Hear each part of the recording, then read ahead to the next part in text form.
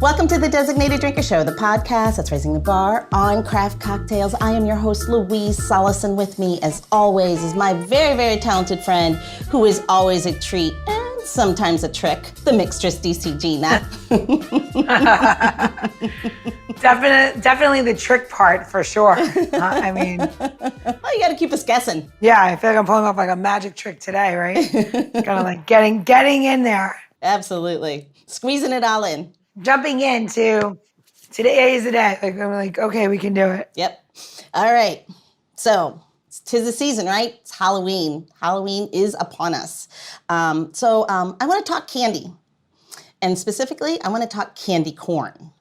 Believe it or not, surveys, yes, they survey this stuff. Surveys say candy corn is the least favorite Halloween candy. I want to know who these haters are. I see your face. I happen to think I love candy corn. It's one of my favorite seasonal candies. And yes, I have seasonal candies. You don't agree, Gina?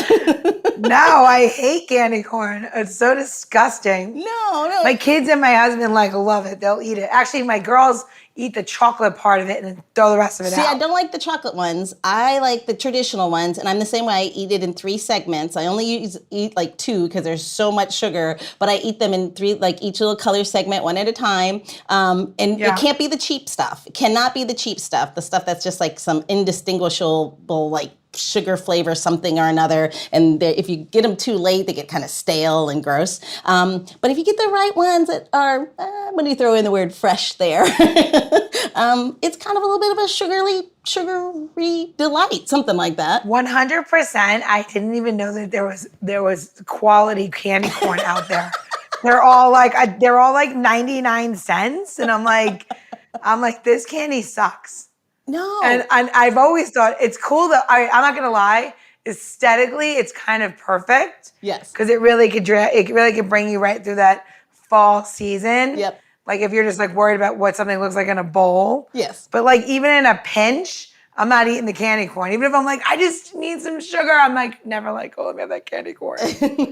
I'd rather dust it off next year and be like, here's my candy corn. It would just be stuck all together. It'd be like it goes back into the same bowl. You can't put it in another bowl. I know, 100%. I'm like, this is my candy corn creation. Boom, put it in. My candy corn lump. Yeah, here's my lump of sugar but it looks cool, right? The colors are good. I just envision myself as an old lady, Louise, with some like discolored candy corn thing that I won't throw out. Like my mother had all these things she wouldn't throw out later in life. And you can't wash it. It's just full of dust and dirt. 100%. I try to wash it. Okay, sorry. I'm definitely not just completely thinking about it. So let's get back on track here. So speaking of Halloween, I do enjoy an evening of trick-or-treating. Okay, maybe I did. I don't anymore. Don't tell anybody. Maybe I do. But the days that follow Halloween are actually, again, one of my favorites. And it's the Day of the Dead. I think it's a holiday that so many people don't quite understand. So to help demystify this holiday that seems to be wrapped in mystery, please welcome a curator from the Division of Home and Community Life at the Smithsonian National Museum of American History, Margaret Salazar-Porzio. Help me. Salazar-Porzio, you got it. Welcome to the show. And we're gonna, Margie is what we decided, Maggie, all of those things. So as we start drinking, we start in the beginning, you're Margaret, and as we keep drinking, you just become Mags at the end. Sure, I know. It's like one syllable. Yeah. My name is like the longest, Margaret Salazar-Porzio. Yeah. So we could end with Mags, and that would be totally fine. I always assume somebody gets my name wrong. I've been called worse, so it's fine. My grandma used to say, just don't call me late for dinner. That's great. That's great. So we're here to talk about all things Day of the Dead, of course. But if people know so little about it. They know the sugar skulls or maybe the skeletons, but they don't know the history, that rich cultural traditions and rituals. They don't know anything about it. They're basically a loss, which is probably true to most holidays. But if our listeners learn nothing more from this episode, other than that I love candy corn and Gina thinks it's gross, what's the one thing that you would want someone to know about the Day of the Dead? Well, first of all, Dia de los Muertos, or Day of the Dead, is not Halloween. Done. Episode. If you miss anything else, it is not Halloween, folks. It is not Halloween. You've heard it from the experts. But since this episode's all about history, can we first start off with yours? Can we take a step back and find out a little bit more about you and find about your rich family culture and history? Sure. Thank you so much, Louise. Gina, it's really nice to be here. So I grew up in Southern California. I am Chicana Latina, but I have Japanese heritage. So I come from a mixed background that is kind of reflective of Southern California. Grew up in East LA. You're like an OG. Yeah, there you go. An East LA OG. Cue Snoop Dogg. Yeah, it definitely grew up with Snoop Dogg and Dr. Dre. Don't tell anybody about the East West. And Tupac, of course. You have to go back to OG Tupac. Yeah. But grew up in LA, born and raised, went to school there, did my bachelor's and credentials to teach at Cal State LA, and then my PhD at USC. Go So you're an underachiever, you say? Yeah. Lazy. Yeah, but I got my credentials because I thought I was going to be a teacher. Teaching is something that's really close to my heart. Education is really important. Obviously, a lot of people feel that way, and I don't. No, I know. Definitely not. But I worked in LAUSD for a little bit and taught, and then I thought, I'm going to go back to school. One of my professors was really integral to that. They said, hey, have you thought about grad school? You'd be really good for it. And I was like, well, great. I have to save money for this, and I'm going to work for some years and save money. And he was like, well, did you know that you can get like a fellowship? Like if you go and you apply and they accept you, that there are many schools that will give you funding. And that was like a game changer. It like blew my mind. I was like, oh, well then in that case. That's great. I think it's really important when people share that part of themselves, or just like that advice, like that you needed to hear at that point of something you didn't know, and that wonderful person told you that. I think that's a great lesson for all of us, that if you have something to share it.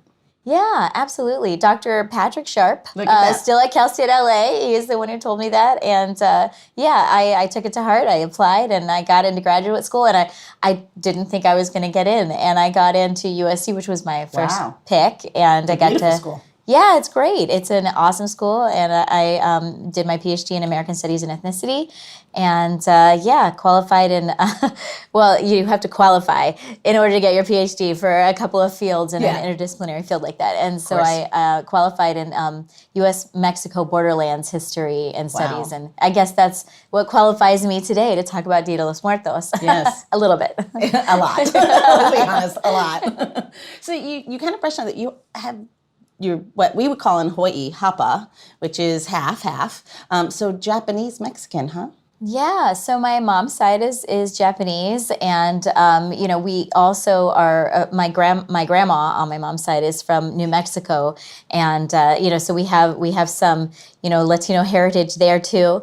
But then on my dad's side, Mexican, and then I did the 23andMe like that genetics thing, and I am this like crazy rainbow array of stuff. Wow. And Japanese is a big part, and Mexican and indigenous, but then I also found out I'm like Eastern European, and I have like all these other things that I had not expected. Meanwhile, like my husband is like all Italian, and his is like one color. I'm like, yours is boring. That's mine. Yeah, mine is mine. I'm 52% Mexican. Really? When they Awesome. did with mine, and then my mom's side, who had blonde hair and blue eyes, it was an array of like European blood. But on my father's, I was really surprised. It was at 52%, and it like went right into where my father was born. The town is a little town outside of Guadalajara. That's amazing. Yeah, I was surprised. I thought it would be more about my mom, just assuming that there were more documentation, more people, a larger population doing 23andMe. But yeah, narrowed down to my dad. So.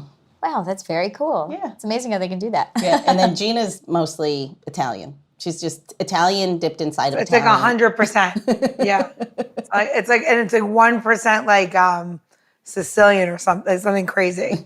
Oh my Some gosh. other island. Yeah, it's nuts. That's it. Well, you'd get along with my partner. Or would they? Yeah, or maybe they'd have some heated discussions probably. Everyone's yelling and screaming. You're like, why are you mad? We're not. I didn't tell. What are you talking about? I'm not mad. It's my normal face. I normally act like this. Psychotic. But I know everyone says that I have ragu running through my veins. So there you go. I love it. I am like super into this though. I want to know. I personally, now I'm going to ask you a question. You can tell me to F off. But my kids have Encanto on repeat.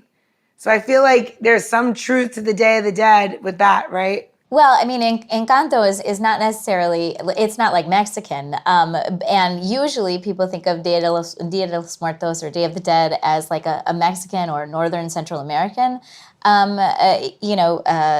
holiday or tradition. But, I think the colors and the, all the way that they kind of think about, the holistic approach to community, I think is really also part of Day of the Dead, and thinking about like the celebration of life and the people who have come before you and all of that. So I see the connections for sure. So that's one I haven't seen, but I think Coco did a really good job. I thought that took a very complicated holiday and made it, I thought it was very lovely and well done. Oh, Coco, that's it. Not Encanto. They're the same. Sorry. Encanto, you know what, I just said that because they're playing it in the school. Coco, that's what it was. Yeah. Yeah, that's the one with the pictures. Yeah. Yes. Sorry, my kids are 6 and 7, and I don't really sleep that much. So I apologize. I am not trying to be like culturally inappropriate whatsoever. It's okay. Swear to God, It's called motherhood. I know. I'm like, literally, I need more sleep in my life. I literally apologize. It's a businesswoman who's opening her 4th location and have 2 small kids and a farm and a podcast and yeah. Oh, you're just doing a few things. Yeah. Well, that's one of the things about being Latino, Latina is that, we're not all alike, and there's a lot of different cultural heritages and traditions, and it's something that I'm really proud of in this case, saying, hey, there are different kinds of traditions, and Coco is one of them, right? Coco reflects one of them, and Encanto is a different. Yeah. Well, I just think it's great that the stories are being told. Absolutely. Yeah, no, me too. It's so much more fascinating than like all the same stories have been told forever and ever. And also, Tom Hanks should never have played Geppetto in Pinocchio. I'm just going to throw that out here. Like, you couldn't find one Italian to do it. So let's talk about Frida on that same note. Ashley Judd played her best friend who was Mexican, and her accent was terrible. Ooh. It was a bad, like, American Mexican accent that was supposed to be Mexican alone. It was terrible. I may have blocked that out. Yeah. I was like, how many? There's got to be at least a Latina. She doesn't even have to be Mexican. Right. Yeah, somebody. Somebody can hold the language together, which we know it's not me. I've only said Day of the Dead this entire time. I'm avoiding it. So tell us how you ended up in museums then. What did that journey look like? What got you there? Yeah, I didn't expect to ever work in a museum. I've always loved museums. I feel like they are just these fascinating places for public history where like memory kind of gets worked out. And like I said, I was going to be a teacher. So I was definitely going along that route. But there was like a turning point. And actually it was my grandma passed away, kind of bringing us full circle to Dia de los Muertos. And when she passed away, I was working at Columbia University Law School. I was an associate research scholar there at the Center for Institutional and Social Change. It was a great gig, but when my grandma passed away, I thought, is this really where I belong? And I realized it really wasn't my intellectual home. I mean, I'm not trained as a lawyer. And, I felt kind of reminded of that regularly with working with a bunch of lawyers. Anyway, so I put myself on the job market, and I was looking for a tenure track position, which those are so hard to find. And this job as a curator at the Smithsonian came up, and I was like, oh, I definitely don't qualify for that. I've never curated anything before. I don't know what they're looking for. But someone convinced me just to put my hat in the ring. So I put my hat in the ring for that, and I was a finalist for... I see a pattern here. Yeah, yeah. Just try it out. Yeah, so I put my hat in the ring for that, and also was a finalist for a couple of tenure track positions, and so I had this fork of the road, and I was like, I'm going to take a chance and do something just unexpected, and ended up taking this position. And I've been here now. I'm going on 10 years, and it's been a great run. I think it's been a good fit, unexpectedly good. Good. That's awesome. That's awesome. Then your abuela was there, pushing you along? I think she was. I think she was there the entire time, clearing the way for me in a way. That's awesome. That's awesome. Can we talk about being a curator for 1 second? So I find being a curator to be the most fascinating thing, because I go to museums all the time, and when curators switch, especially for different positions, for me, I'm always American history, or I'll go home to New York and just go see things at the Guggenheim, whatever.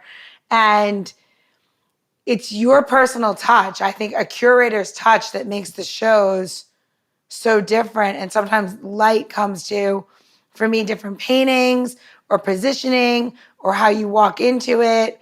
And it's kind of really wonderful. It's to see it from a different way. Just to be able to go in and just all of a sudden, like you said, oh, I threw my hat in the, arena and see what happens.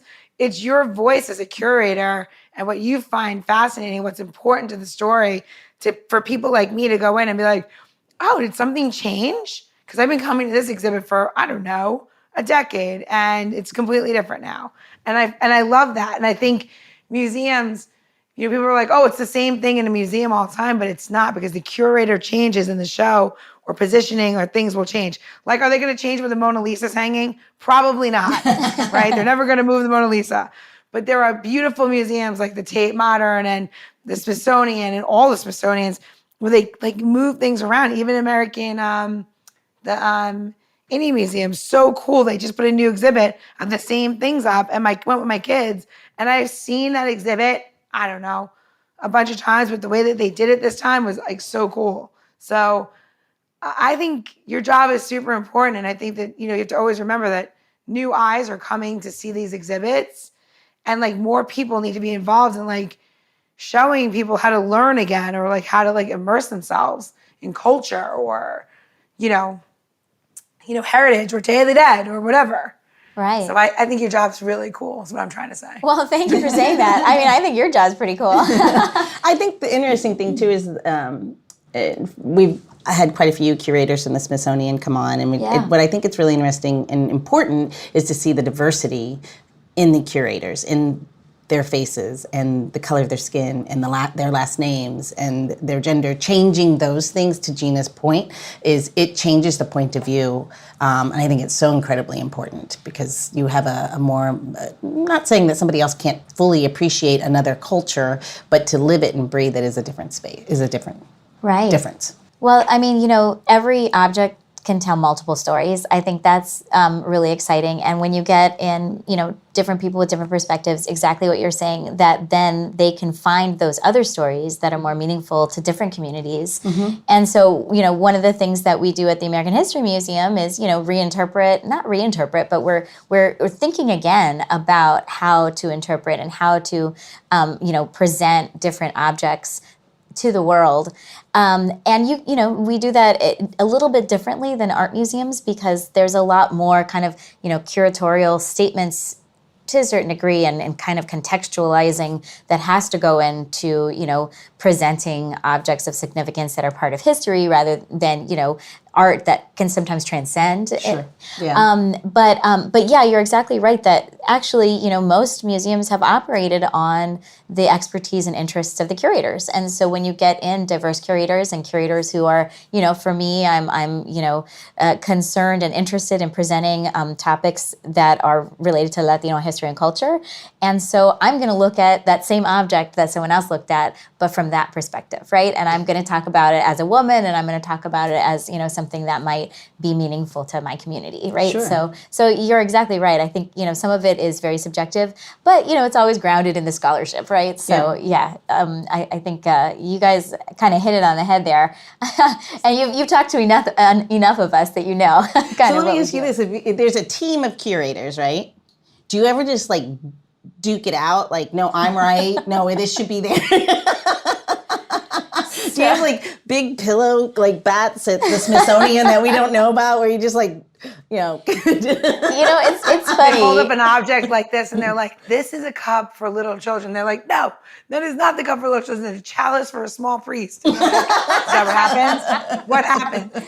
Yeah, well, right now I'm working on a very exciting exhibition that's going to open in 2025. It's on Latinx youth movements, and we have a large group of curators that are working on it, and everybody kind of comes with their own expertise, and that's really important because we need to tell a national story, we need to tell a broad story, and I can't be an expert on everything, and you know, so we all acknowledge each other's expertise, but there have been times where we're like, no, this is the most important story. No, this is the most important story.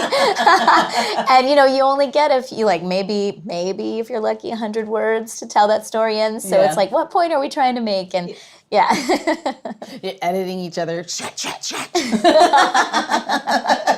We do it with kindness, though. Gentle scratches. Yeah. All right, Gina. Speaking of scratches, Oh. how about we do a tips and tricks that comes from scratch? Look at that. Yeah, Look at that. So, all right. I like that. So we're going to do a really fun trick today. We're going to make marshmallow syrup. Who makes marshmallow syrup? We're going to do that. So I found these interesting little marshmallows that my kids, of course, had to have. And like, you know, I always think about this holiday as, you know, to be fun and like to be inclusive. It's more about family, you know? So like this is being inclusive of my children for me to have a cocktail. They drive me insane. That they inspired. They inspired because they make mommy nuts. Okay. So what this is pumpkin marshmallows, and you can find them at like, you know, if you're here in DC or Northeast area of the US, you can find it in like Wegmans. If not, you know, there's this little thing called Amazon. Google pumpkin marshmallows, they'll be at your doorstep the next day. So you're gonna take a half a cup of water, half a cup of pumpkin marshmallows, a quarter cup of regular sugar, and a pinch of spice. And like, I always think that like you should make it your own, what kind of like spice you like. For me, I love garam masala, so I'm gonna put a little bit of that in there. You're gonna put it in a pot over a medium heat, and you're gonna keep stirring it until the marshmallows start to dissolve, and you have like seconds, because once they start to dissolve, much like when you have them on an open fire, they pop up. So as soon as they pop up, you turn off the heat, finish stirring it, and let it sit. And what's left is just this really pretty pumpkin spice syrup, and it's really good to use in cocktails. And that's what we're gonna do next. So Gina, you know, when you said pumpkin marshmallows, first, not having children, I was like, what the hell? Took me a minute to find them. I found them. And then I was like, this sounds gross. I mean, I always believe in you. Like absolutely. candy corn. But I Disgusting. Exactly. I'm like, ew, marshmallows. This syrup is delicious. And you could do like, I mean, you would definitely could use this for something that you would like sugar up your kids too. You could make it a non-alcoholic cocktail as well, right? Or mocktail or 100%. You can use this, and that's why you can use this with a little bit of soda water for the kid. You know, you put soda water and you make like a pumpkin soda. You could add this to orange juice, shake it up for like you know, non-alcoholic brunchy drink, you know, that kind of thing. Sure. What do you think about your coffee? Well, hold on. We could experiment with that right now, and maybe this will be on the menu at Buffalo and Bergen. I don't know. It works in coffee. There we go. Oh my gosh, it's really good. It's better than candy corn coffee. Say that 3 times fast. You can't be from New York and go candy corn coffee. That sounded like a maniac. Oh, all right. Oh my God, that's so funny. So again, before we close episode 1, and if somebody doesn't get anything at all that we shared, what's the one thing they need to know? Candy corn's disgusting. You're going to go to designateddrinker.show for tips, tricks, and how-tos. And again, that is designateddrinker.show for links also how to get to Margie and all the cool things and curations at American history. Absolutely. Okay. And then the one thing you want them to know, Margie, everyone has one thing. You get your one thing now. What is the one thing we need all our listeners to know? Day of the Dead is not Halloween, people. All right. So this brings us to the end of part 1 with Mags. She's the curator from the Division of Home and Community Life at the Smithsonian National Museum of American History. Do you need any more syllables in that? But if you are anything like me or Gina, you know one round is never enough. So top off your drink and get ready for part 2 of this episode as we continue our boozy banter and Gina shares her delicious Dias de los Muertos inspired cocktail recipe. Salud! The Designated Drinker Show is produced by Missing Link, a podcast media company that is dedicated to connecting people to intelligent, engaging, and informative content. Also in the Missing Link lineup of podcasts is Rodger That, a podcast dedicated to guiding you through the haze of dementia, led by skilled caregivers Bobbi and Mike Carducci. Now, if you're looking for a whole new way to enjoy the theater, check out Between Acts, an immersive audio theater podcast experience. Each episode takes you on a spellbinding journey through the works of newfound playwrights, from dramas to comedies and everything in between. Find Missing Link's League of Podcasts on Apple Podcasts, Spotify, or wherever you find your podcasts. Please don't forget to subscribe, download, and review the shows. Your review helps our shows reach new audiences. To find out more about Missing Link, visit missinglink.company. That's missinglink.company.